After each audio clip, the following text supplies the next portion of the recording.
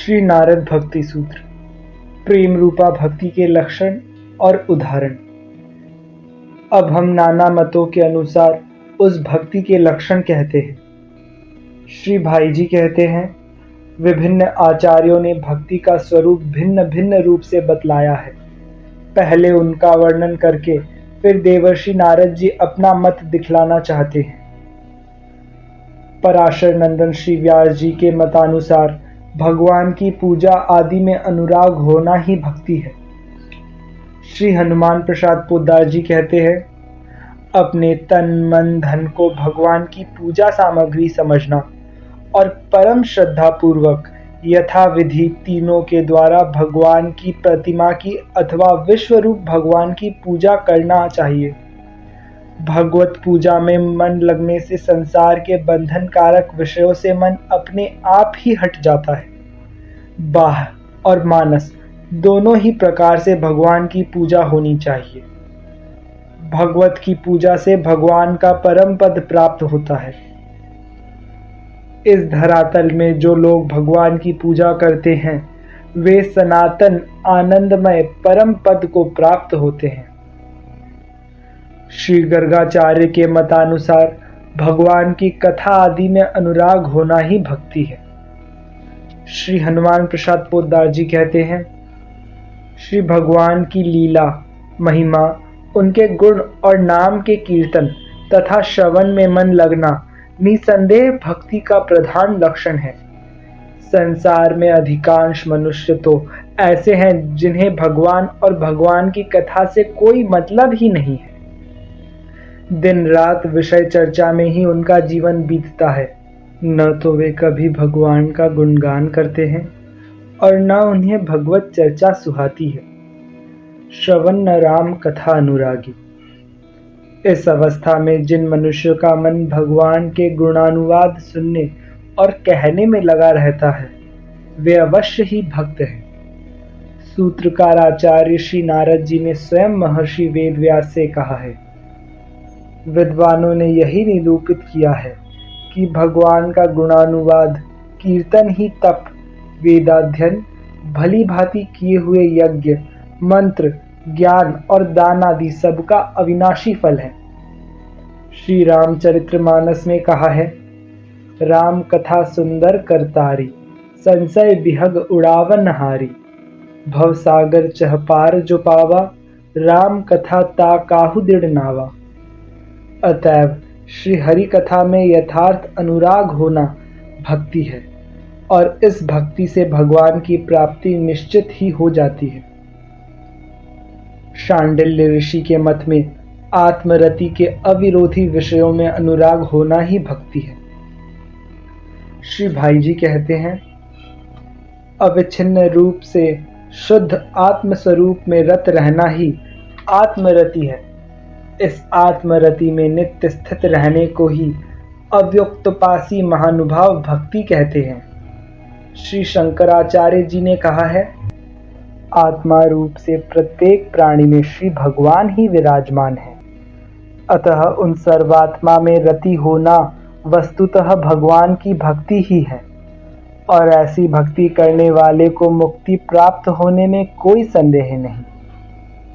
परंतु देवर्षि नारद के मत से अपने सब कर्मों को भगवान के अर्पण करना और भगवान का थोड़ा सा भी विस्मरण होने पर परम व्याकुल होना ही भक्ति है। श्री हनुमान प्रसाद पोद्दार जी कहते हैं, नारद जी को महर्षि व्यास, गर्ग और शांडिल्य कथित भक्ति के लक्षण से कोई विरोध नहीं है। भगवान की पूजा करना, भगवान के गुणगान करना और सर्वात्मा रूप में भगवान में प्रेम करना उचित और आवश्यक है। व्यास जी को भगवत गुणगान में श्री नारद जी ने ही लगाया था। अतः इन लक्षणों का खंडन करने या इन्हें तुच्छ बतलाने के लिए नहीं, परंतु इन्हीं को और भी पुष्ट करने के लिए नारद जी इन सभी लक्षणों से युक्त एक सर्वांग पूर्ण भक्ति का लक्षण निर्देश करते हुए कहते हैं कि अपने समस्त कर्म वैदिक और लौकिक भगवान में अर्पण करके प्रियतम भगवान का अखंड स्मरण करना और पल भर के लिए भी इनका यदि विस्मरण हो जाए, प्रियतम भगवान को भूल जाए, तो परम व्याकुल हो जाना, यही सर्व लक्षण संपन्न भक्ति है। इसमें पूजा कथा में अनुराग और विश्वात्मा भगवान में रति तो रहती ही है। भगवान ने श्रीमद् भगवत गीता में सब प्रकार के योगों में इन्हीं लक्षणों से युक्त भक्ति योग को सर्वोत्तम बतलाया है। तपस्वियों से, शास्त्र ज्ञानियों से और सकाम कर्मियों से भी योगी श्रेष्ठ है। अतएव हे अर्जुन, तू योगी बन।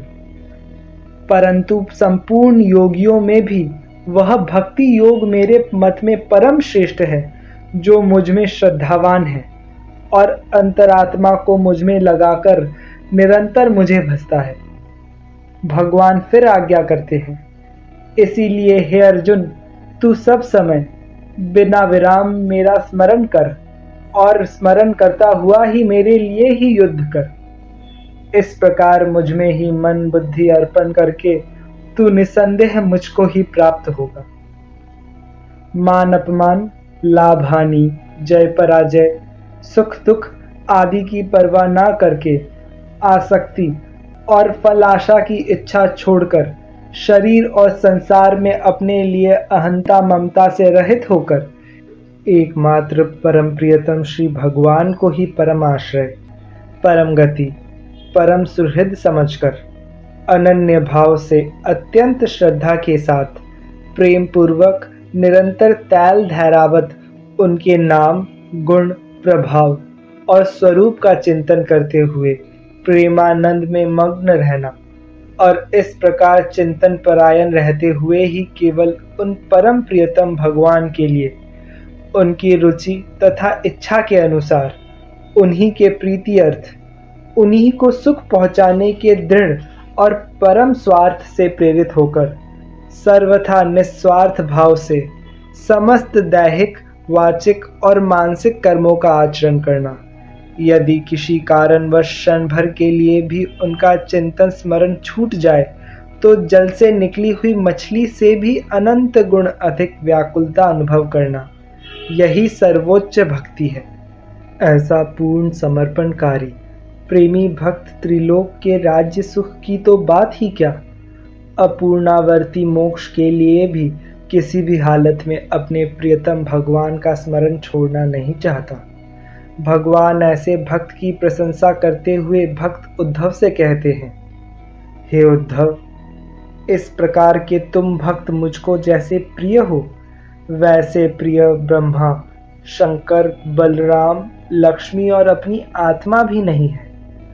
ऐसे किसी वस्तु की इच्छा न रखने वाले, शांत चित्त, निर्वैर, सर्वत्र संभाव से मुझको देखने वाले और निरंतर मेरा मनन करने वाले प्रेमी भक्तों की चरण रज से अपने आप को पवित्र करने के लिए मैं सदा सर्वदा उनके पीछे पीछे घूमा करता हूँ।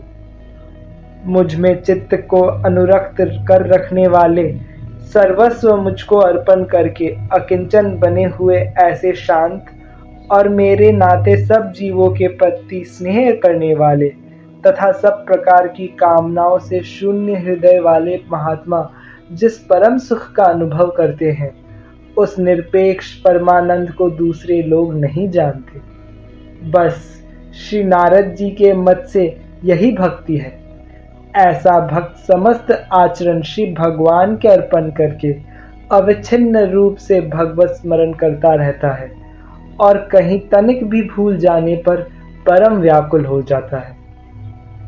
ठीक ऐसे ही देवर्षि नारद पिछले सूत्र में बतलाए हुए सिद्धांतों की दृढ़ता के लिए कहते हैं कि वस्तुतः भक्ति का यही स्वरूप है।